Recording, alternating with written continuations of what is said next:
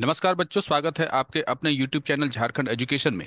बच्चों, इस वीडियो में हम लोग वर्मा गेस पेपर से कंप्यूटर साइंस का यूनिट बूलियन अलजेब्रा के सारे एमसीक्यू को सॉल्व करेंगे।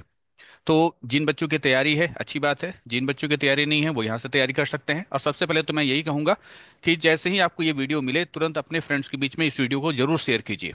ठीक है, क्योंकि ज़्यादा लोगों तक बातें पहुंचती है तो ज़्यादा अच्छा लगता है और लगता है कि हाँ, मेहनत मैंने सही दिशा में किया है। तो आइए सबसे पहले हम लोग देखते हैं कि सबसे पहला प्रश्न क्या था। क्वेश्चन नंबर 1 है, डिमॉर्गन्स थ्योरम इज और आर। आपको बताना है कि इसमें से डिमॉर्गन्स थ्योरम कौन सा है। ठीक है, तो इसका सही उत्तर होगा ऑप्शन नंबर सी, यानी बोथ ए एंड बी। ये भी आपका डिमॉर्गन्स थ्योरम है, पहला वाला, जिसमें आपको कहा गया है कि एक्स प्लस वाई का होल कंप्लीमेंट इक्वल टू होता है एक्स का कंप्लीमेंट इंटू वाई का कंप्लीमेंट। और जो बी नंबर है ये भी सही है, ठीक है, क्योंकि ये दोनों ही डिमॉर्गन्स थ्योरम के दो अलग अलग स्टेटमेंट है। तो दूसरा था आपका एक्स इंटू वाई का whole complement equal to X का कंप्लीमेंट प्लस वाई का कंप्लीमेंट। क्वेश्चन नंबर 2 है, आइडेंटिटी लॉ स्टेट्स दैट। आपको बताना है कि इसमें से आइडेंटिटी लॉ क्या कहता है। तो इसका जो सही उत्तर होगा वो होगा आपका ऑप्शन नंबर बी। पहले तो समझ लीजिए कि आइडेंटिटी लॉ कहते हैं किसको है। आइडेंटिटी लॉ ये कहता है कि अगर आप किसी एक्स वेरिएबल के साथ कांस्टेंट जीरो को जोड़ते हैं, ठीक है, तो आपको वही वेरिएबल मिलेगा। या एक और भी होता है स्टेटमेंट, और वो ये होता है कि किसी वेरिएबल के साथ वन अगर मल्टीप्लाई करते हैं तो भी हम लोग को वो वेरिएबल मिलता है। तो ये भी आपका आइडेंटिटी लॉ है। और आपका जो है X plus zero equal to X, ये भी आइडेंटिटी लॉ है। क्योंकि ये ऑप्शन आपको यहाँ पर मिल रहा है यहाँ पर, इसलिए इसका सही ऑप्शन जो होगा वो बी नंबर होगा। क्वेश्चन नंबर 3 है, एब्जॉर्प्शन लॉ स्टेट्स दैट। ठीक है, आपको बताना है कि इसमें से कौन जो है एब्जॉर्प्शन लॉ है। ठीक है, तो देखिए कौन कौन सा है, ए बी सी डी, इसमें से आपको बताना है कि इसमें से कौन सा आपका एब्जॉर्प्शन लॉ है। इसका सही उत्तर होगा option number C, X plus X Y is equal to X. Question number 4 है, कम्यूटेटिव लॉ स्टेट्स दैट। आपको बताना है कि इसमें से कौन सा कम्यूटेटिव लॉ है। ऑप्शन ए बी सी और डी में देखिए कौन सा होगा आपका। इसका सही उत्तर होगा ऑप्शन नंबर ए, यानी किसी भी वेरिएबल को किसी भी आप जो है क्रम में जोड़ते हैं या गुना करते हैं तो हम लोगों को रिजल्ट सेम मिलता है। तो X plus Y is equal to Y plus X. Question number 5 है, the Boolean expression X plus Y equal to Y plus X. Just ऊपर वाला ही चीज के बारे में पूछ रहा है कि बताइए कि ये कौन सा लॉ है। ठीक है, X plus Y equal to Y plus X, just देखिए यहाँ पर वही चीज लिखा हुआ है। तो ये क्या होगा आपका, ये होगा आपका कम्यूटेटिव लॉ। तो एक चीज याद रखना है, एमसीक्यू के लिए ज्यादा इंपॉर्टेंट है आपके लिए जितना भी आपका बुलियन अलजेब्रा में लॉ है। ठीक है, सारे लॉ के स्टेटमेंट्स को आप अच्छे तरीके से याद कर लेना कि कौन से लॉ के लिए कौन सा स्टेटमेंट लिखा जाता है। क्वेश्चन नंबर 6 है, the Boolean expression X plus X Y equal to X, ये कौन सा लॉ है। अभी हमने कुछ देर पहले ऊपर एक क्वेश्चन देखा था। ठीक है, तो इसका जो सही उत्तर होगा और वो होगा B number, absorption law. Question number 7, the Boolean expression X into Y Z equal to X Y into Z. यहाँ पर क्या है, ये देखिए पहला वेरिएबल है, दूसरा वेरिएबल है, तीसरा वेरिएबल है। यहाँ पर कह रहा है कि पहले दूसरे वेरिएबल और तीसरे वेरिएबल को गुना कर दीजिए, उसके बाद उसको पहले वेरिएबल के साथ क्या कीजिए, गुना कीजिए। ये बराबर होता है किसके, कि पहले वेरिएबल और दूसरे वेरिएबल को पहले गुना कर दीजिए और जो आए उसको फिर तीसरे वेरिएबल के साथ गुना करें। तो ये कौन सा लॉ कहलाएगा। इसका सही उत्तर होगा हम लोग का एसोसिएटिव लॉ। क्वेश्चन नंबर 8 है, the Boolean expression X into Y plus Z equal to X Y plus X Z, इसे हम लोग कौन सा लॉ कहेंगे। Commutative law, absorption law, associative law या डिस्ट्रीब्यूटिव लॉ। ये क्वेश्चन बहुत बार आपके एग्जाम में आया है। ठीक है, कि ये कौन सा लॉ है। तो इसका जो सही उत्तर होगा वो होगा आपका डिस्ट्रीब्यूटिव लॉ। अगले प्रश्न की तरफ बढ़े, क्वेश्चन नंबर 9 है, the Boolean expression X plus Y plus Z equal to X plus Y plus Z, ये आपका कौन सा लॉ कहलाएगा। तो इसका जो सही उत्तर होगा वो होगा आपका एसोसिएटिव लॉ। अब देखिए एसोसिएटिव लॉ जो है इसका दो स्टेटमेंट होता है। एक स्टेटमेंट हमने ऊपर देखा था कि एक्स इंटू वाई जेड इस तरीके से था, इज इक्वल टू होता है आपका X into Y into Z, ये पहला है। और दूसरा स्टेटमेंट होता है आपका एसोसिएटिव लॉ का, जो कि आपका यहाँ पर दिया हुआ है। तो याद रखिएगा, एसोसिएटिव जो आपका लॉ है इसमें दो स्टेटमेंट होते हैं। तो इस क्वेश्चन नंबर 9 में जो आपका यहाँ पर जो सही ऑप्शन होगा वो एसोसिएटिव लॉ होगा, क्योंकि ये हमारा एसोसिएटिव लॉ का सेकंड स्टेटमेंट होता है। क्वेश्चन नंबर 10 है, Boolean expression are simplified using. Boolean expression को आप सिंप्लीफाई कैसे करते हैं। ऑप्शन ए है थ्योरम, ऑप्शन बी है पोस्टुलेट्स, ऑप्शन सी है के मैप या ऑप्शन डी है ऑल ऑफ दीज। इसका सही उत्तर होगा all of these. Question number 11 है, logic gates are minimized using. Logic gates को आप किसके द्वारा मिनिमाइज करते हैं। ऑप्शन ए है थ्योरम, ऑप्शन बी है के मैप, ऑप्शन सी है पोस्टुलेट्स या ऑप्शन डी होगा ऑल ऑफ दिस। तो इसका जो सही उत्तर होगा वो भी होगा आपका ऑल ऑफ दिस। लॉ को इन सबके द्वारा आप मिनिमाइज कर सकते हैं। क्वेश्चन नंबर 12 है, tautology means a Boolean expression that always results in. Tautology का मतलब क्या होता है बुलियन एक्सप्रेशन में? ठीक है, किसी बुलियन एक्सप्रेशन में टोटोलॉजी का मतलब होता है रिजल्ट के आपको क्या मिलना चाहिए। सही उत्तर होगा रिजल्ट अगर सारा ट्रू आता है तो उस बुलियन एक्सप्रेशन को कहा जाता है टोटोलॉजी। क्वेश्चन नंबर 13 है, fallacy means a boolean expression that always results in. Fallacy का मतलब होता है कि बुलियन एक्सप्रेशन हमेशा कौन सा रिजल्ट दे, तो इसका सही उत्तर होगा फॉल्स।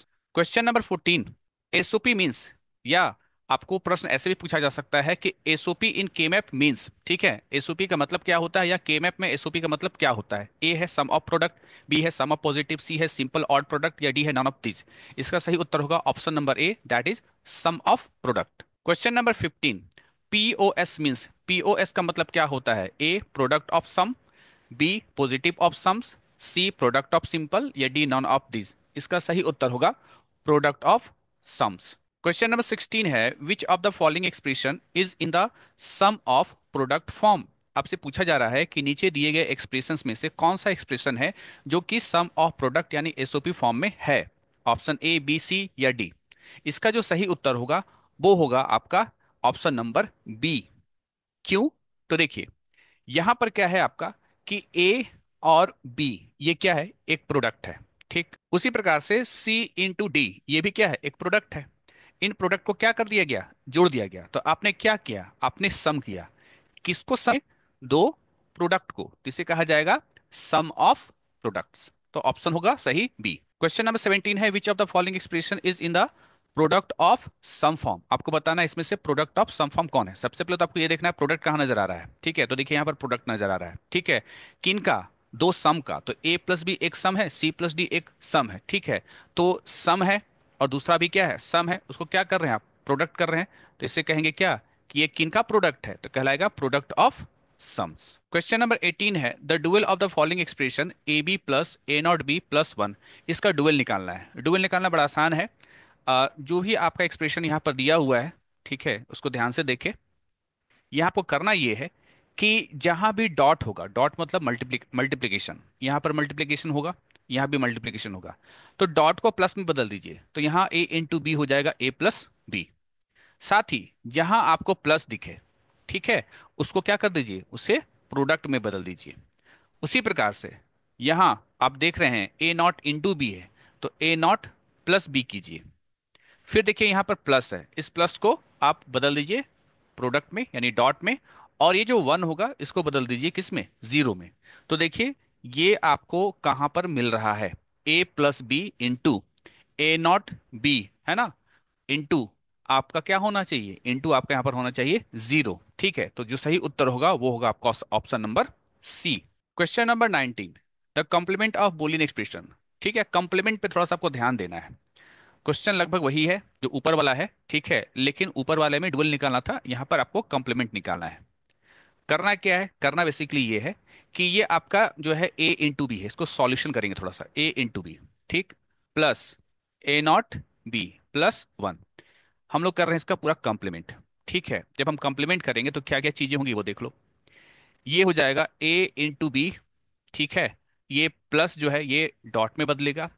ये ए नॉट इंटू बी है, इस पे कॉम्प्लीमेंट आ जाएगा, ये प्लस डॉट में बदलेगा। ये जो वन है इसका क्या हो जाएगा? कॉम्प्लीमेंट हो जाएगा। अब हम लोग यहां पर देखते हैं कि ए इंटू बी, ये डी मॉर्गन्स थ्योरम के अकॉर्डिंग क्या हो जाएगा? आपका हो जाएगा ए नॉट, ठीक है, प्लस बी नॉट। ठीक, ये तो इंटू ही रहेगा। यहां पर हो जाएगा, ये नॉट है, ए नॉट पहले से है, तो इस पे एक नॉट और होगा। जैसे यहाँ पर ए था तो ए नॉट हुआ, तो यहाँ पर ए नॉट है तो इसके ऊपर भी एक और नॉट होगा। जब दो नॉट होता है ना, जब किसी वेरिएबल पे दो नॉट होता है तो वो सिंपल एक वेरिएबल में के इक्विवेलेंट होता है। ठीक है, तो यहाँ पर ए हो जाएगा और यहाँ पर हो जाएगा प्लस बी नॉट इंटू ये वन का नॉट है, ये हो जाएगा क्या आपका? जीरो। तो ये जो है ना, इसको देखना है कि ये आपको कहाँ पर ऑप्शन मिल रहा है। ये ऑप्शन मिल रहा है आपको डी नंबर में। ठीक है, तो इसका सही उत्तर जो होगा वो होगा आपका D. Question number 20, associative law states. Associative law क्या कहता है? ऑप्शंस देख लीजिए। इसमें जो आपका सही ऑप्शन होगा वो होगा ऑप्शन नंबर ए। क्वेश्चन नंबर 21, अगेन यहाँ आपसे पूछ रहा है कि एसोसिएटिव लॉ क्या कहता है। इसका सही ऑप्शन होगा ऑप्शन नंबर ए। अब याद रखना है, एसोसिएटिव लॉ में दो स्टेटमेंट होते हैं। ये आपका पहला स्टेटमेंट है, ठीक है, ये भी आपका एसोसिएटिव लॉ है। ये आपका दूसरा स्टेटमेंट है, ये भी आपका एसोसिएटिव लॉ है। Question number 22, distributive law states, distributive law क्या कहता है? इसका जो सही ऑप्शन होगा वो होगा ऑप्शन नंबर सी। अब हम लोग अगले क्वेश्चन की तरफ बढ़ते हैं। क्वेश्चन नंबर 23 है, आपसे यहाँ पर पूछा जा रहा है डिस्ट्रीब्यूटिव लॉ स्टेट्स। ठीक है, फिर से आपसे वही क्वेश्चन पूछ रहा है, लेकिन ऑप्शन इस बार कुछ अलग होगा, और वो होगा आपका यहाँ पर option number C. Now question number 24, which of the following is commutative law of multiplication? आपको बताना है इसमें से कौन सा आपका जो है कम्यूटेटिव लॉ ऑफ मल्टीप्लीकेशन है। तो जाहिर सी बात है, मल्टीप्लीकेशन के बारे में बात रहा होता है तो मल्टीप्लीकेशन का साइन यहाँ पर होना चाहिए। तो इसका जो सही उत्तर होगा वो होगा आपका C number, A B equal to B A. Question number 25, a truth table for SOP expression A B C not plus A B not C plus A B not C not, यहाँ पर ये अलग होना चाहिए, यहाँ पर same दिया, question में गलत है, यहाँ ऐसे होना चाहिए, अलग अलग होना चाहिए। Has how many in combination, कितने कॉम्बिनेशन होंगे? तो जाहिर सी बात है कि यहाँ पर जो है आपका कितने वेरिएबल्स हैं, तीन वेरिएबल्स हैं ए बी सी। तो तीन वेरिएबल को लेकर के कितना कॉम्बिनेशन बनता है? 8 कॉम्बिनेशन बनता है। ठीक है, तो इसका जो सही उत्तर होगा वो होगा ऑप्शन नंबर डी। हो सकता है आपके गेस पेपर में शायद ये शायद सी नंबर दिया हुआ था मेरे ख्याल से, लेकिन इसका सही उत्तर होगा option number D. Question number 26, N equivalent representation for the Boolean expression a not plus one is, A not plus one किसके बराबर होता है? ठीक है, तो ए नॉट प्लस वन बोले या वन प्लस ए नॉट बोले, ठीक है, दोनों सेम ही है। तो इसका जो सही उत्तर होगा वो होगा ऑप्शन नंबर सी, यानी वन के बराबर होता है, यानी दिस इक्वल टू दिस या दिस इक्वल टू भी वन ही होता है।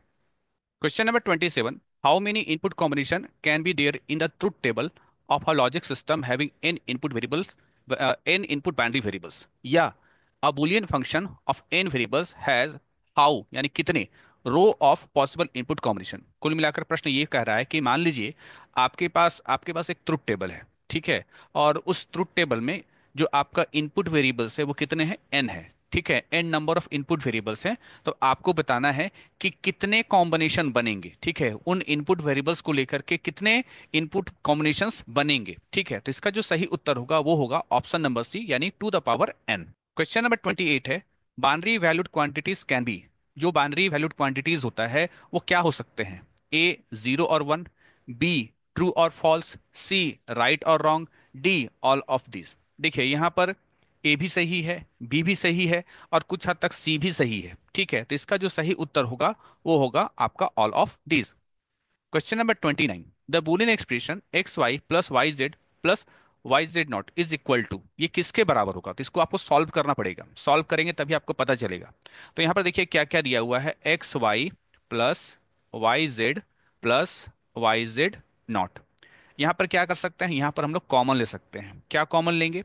तो देखिए यहाँ पर कॉमन लिया जा सकता है इन दोनों में y। ठीक है, तो अगर हम लोग लिखें यहाँ पर एक्स वाई प्लस यहाँ पर y कॉमन ले लें तो बचेगा आपका z प्लस जेड नॉट। ठीक है, और z plus z naught one होता है, तो यहाँ हो गया x Y plus y into one. तो x Y plus y, again यहाँ y कॉमन ले लें तो आपका बचेगा क्या? x plus one. और हम लोग जानते हैं x प्लस वन बराबर वन होता है, तो y into one equal to y. ठीक है, तो आंसर क्या आ रहा है? y आ रहा है। तो इसका सही ऑप्शन होगा, करेक्ट ऑप्शन होगा सी नंबर। क्वेश्चन नंबर 30 है, the solution of x plus X Y is equal to, इसका भी आपको सॉल्यूशन जो है निकालना होगा। x प्लस एक्स वाई, ये बड़ा आसान है, x कॉमन ले लीजिए तो यहाँ बचेगा वन और यहाँ बचेगा y। वन प्लस वाई बराबर वन होता है, तो यहाँ हो जाएगा x इंटू वन, और x इंटू वन यानी कि x। तो इसका जो सही ऑप्शन होगा, करेक्ट ऑप्शन होगा, वो होगा A number. Question number 31, the solution of x into x plus Y is equal to, इसको भी सॉल्व कीजिए, x into x plus y. तो यहाँ x इंटू एक्स ये हो जाएगा, plus x into y x y हो जाएगा। ठीक है, अब यहाँ पर क्या करेंगे हम लोग? यहाँ पर ये करेंगे कि x इंटू एक्स बराबर x होता है, हम लोग जानते हैं, तो इसको एक्स वाई, यहाँ x कॉमन ले लेते हैं तो वन प्लस वाई होगा। वन प्लस वाई वन के बराबर होता है, तो x इंटू वन, और x इंटू वन क्या होता है? x होता है, x आया। तो इसका जो सही उत्तर होगा वो होगा option number A, that is x। Question number 32, sum of all literals with or without bar within the logic system is known as, sum of literals यानी कि वेरिएबल्स का जोड़, जैसे कि मान लीजिए a प्लस बी हो गया या एक्स नॉट प्लस वाई हो गया, क्योंकि विथ और विदाउट बार बोला है। ठीक है, तो इसे हम लोग क्या कहते हैं? इसे हम लोग कहते हैं मैक्स टर्म। क्वेश्चन नंबर 33 है, product of all literals with or without bar within the logic system is known as, product of literals जैसे कि a इंटू बी हो गया, या a नॉट इंटू बी हो गया, या बी नॉट इंटू या ए इंटू बी नॉट हो गया, ठीक है। तो ये सभी क्या है, वेरिएबल्स का प्रोडक्ट है। इसे क्या कहते हैं, इसे कहते हैं min term. Question number 34, min term designation of A B not C D not, ठीक है। तो थोड़ा ध्यान देना है, मिन टर्म मतलब प्रोडक्ट, ठीक है। और प्रोडक्ट तो यहाँ पर क्या होगा, जिस वेरिएबल के ऊपर बार नहीं लगा हुआ है उसके लिए आप लोग वन लिखेंगे, और जिस वेरिएबल के ऊपर बार लगा है उसके लिए जीरो लिखेंगे। तो ए के लिए वन लिखेंगे, बी नॉट के लिए जीरो लिखेंगे, सी के लिए वन लिखेंगे और डी नॉट के लिए जीरो लिखेंगे। 1010, ठीक है। तो ये जो होता है आपका 10 का बाइनरी होता है, ठीक है, नंबर 10 का बाइनरी होता है। और इसके लिए जो मिन टर्म लिखा जाएगा वो लिखा जाएगा स्मॉल m10, ठीक है, स्मॉल m10। मिन टर्म के लिए स्मॉल m, ये ध्यान दीजिएगा, ठीक है। ए को सही मत कर देना, बी होगा। क्वेश्चन नंबर 35, यहाँ मैक्स टर्म दिया हुआ है, वेरिएबल्स का जोड़ दिया हुआ है। यहाँ थोड़ा ध्यान देना, यहाँ क्या होता है कि जिस भी वेरिएबल के ऊपर कंप्लीमेंट यानी बार लगा रहेगा उसके लिए हम लोगों को वन लिखना होता है, वन। और जिसके ऊपर नहीं लगा हुआ है उसके लिए जीरो लिखना है। तो एक्स पर बार लगा है तो वन लिखेंगे, वाई पे बार नहीं लगा है तो यहाँ पर जीरो लिखेंगे। जस्ट ऊपर वाले का उल्टा चलता है, ठीक है, मैक्स टर्म में। जेड हमारा जो है इसके ऊपर बार नहीं लगा हुआ है तो जीरो, डब्ल्यू के ऊपर बार लगा हुआ है तो वन। 1010, ठीक है। तो ये किसका होता है, ये होता है आपका बाउंड्री 9 का, ठीक है, ये 9 का बाउंड्री है। और इसके लिए हम लोग लिखेंगे कैपिटल M9 यानी ए नंबर। तो मैक्स टर्म के लिए कैपिटल एम होता है, मिन टर्म के लिए स्मॉल एम होता है। Question number 36, a boolean expression that always result in true is called, same question ऊपर आया था, ठीक है, कि कोई बुलियन एक्सप्रेशन है जो कि रिजल्ट हमेशा ट्रू देता है तो उसको क्या कहेंगे, उसे हम लोग कहेंगे टोटोलॉजी। उसी प्रकार से दिया है क्वेश्चन नंबर 37 में, a boolean expression that always result in false is called fallacy। Question number 38 है, which of the following combination cannot be combined in K map group. के मैप में जब आप ग्रुपिंग करते हैं ना तो इसमें से कौन सा चीज संभव नहीं है, ठीक है। ग्रुपिंग में कौन सा यहाँ पर जो है, जो बात यहाँ चार बताया गया है इसमें से कौन सा सही नहीं है। A, corner in the same row, ठीक है, सेम रो के कॉर्नर के वन को ग्रुप करना, corner in the same column, diagonal, overlapping combinations. देखिए सारा होता है, ठीक है, सारा होता है, डाइगोनल नहीं होता। कभी ऐसा नहीं होता है कि किसी, जैसे मान लीजिए कि ये आपका जो है एक, चलिए यहाँ पर बना देते हैं हम लोग, ये आपका जो है एक के मैप है। कभी ऐसा नहीं होगा कि ये इस तरीके से वन है और आप इसको डायगनली ग्रुप करो, ये नहीं होता है। तो इसका जो करेक्ट ऑप्शन होगा वो होगा सी नंबर, डायगनल। डायगनल आप ग्रुप नहीं कर सकते हैं। तो बच्चों वर्मा के इस पेपर के सॉल्यूशन के इस पार्ट में बस इतना ही। मैंने वर्मा के इस पेपर के सॉल्यूशन का जो है एक प्लेलिस्ट बना दिया है, प्लेलिस्ट का आपको लिंक इसी वीडियो के डिस्क्रिप्शन में मिल जाएगा। आप प्लेलिस्ट में जाएं और वहां पर आप वर्मा के इस पेपर के सारे सॉल्यूशंस को देखें जो अब तक आपके अपलोड हैं। इसके अलावा मैंने 5 अंक वाले और 3 अंक वाले अपने हिसाब से जो है कुछ इंपॉर्टेंट क्वेश्चंस का वीडियो भी बनाया हुआ है, उसका भी जो है प्लेलिस्ट बना हुआ है और उसका लिंक भी आपके डिस्क्रिप्शन में मिल जाएगा। वहां से जाकर के आप उन इंपॉर्टेंट क्वेश्चंस को देख सकते हैं। और एक रिक्वेस्ट, ज़्यादा से ज़्यादा अपने फ्रेंड्स के बीच इन वीडियोस को शेयर कीजिए। मिलते हैं नेक्स्ट वीडियो में, तब तक के लिए थैंक यू।